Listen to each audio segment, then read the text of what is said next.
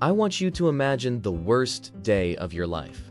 You lost your job, your partner left, or maybe you just hit a wall. Now, imagine the best day of your life. You won the lottery, you got the promotion, everyone loves you.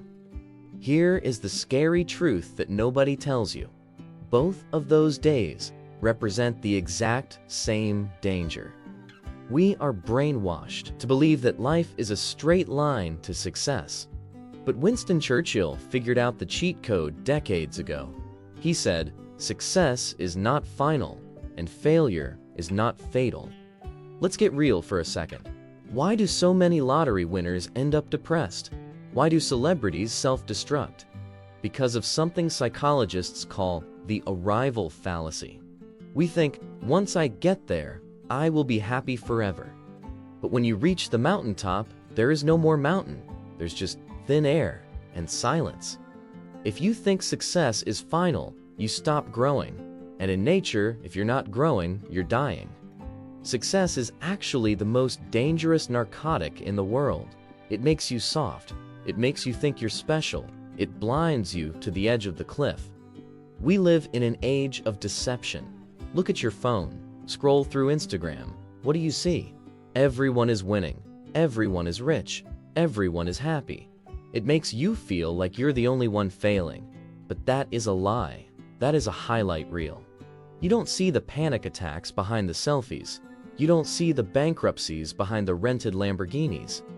This constant comparison is killing your spirit. It makes you afraid to fail because you think failure is abnormal. But failure isn't abnormal. It is the default state of growth. Now look at failure properly. In the US, we treat failure like a virus. We hide it. But look at the data. Every single master was once a disaster. Think about Abraham Lincoln. He failed in business. He had a nervous breakdown. He was defeated in elections over and over again.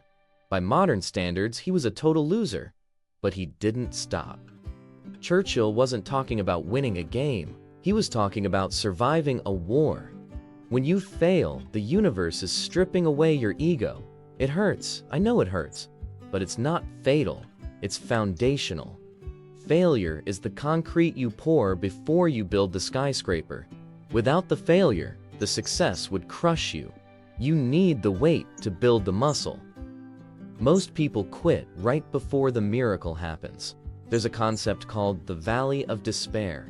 It's that moment when the excitement wears off, the work gets hard, and you see no results.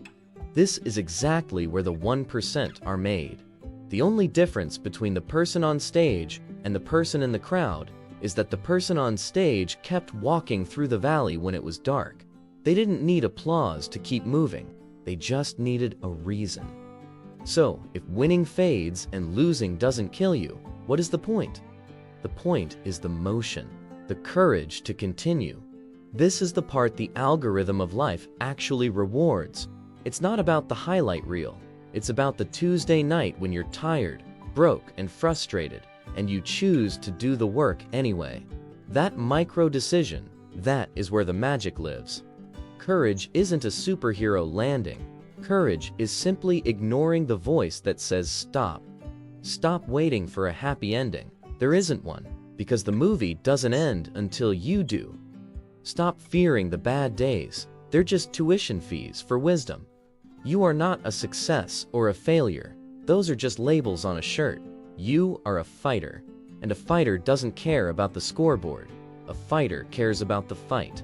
So, tomorrow morning when your feet hit the floor, don't ask, will I win today?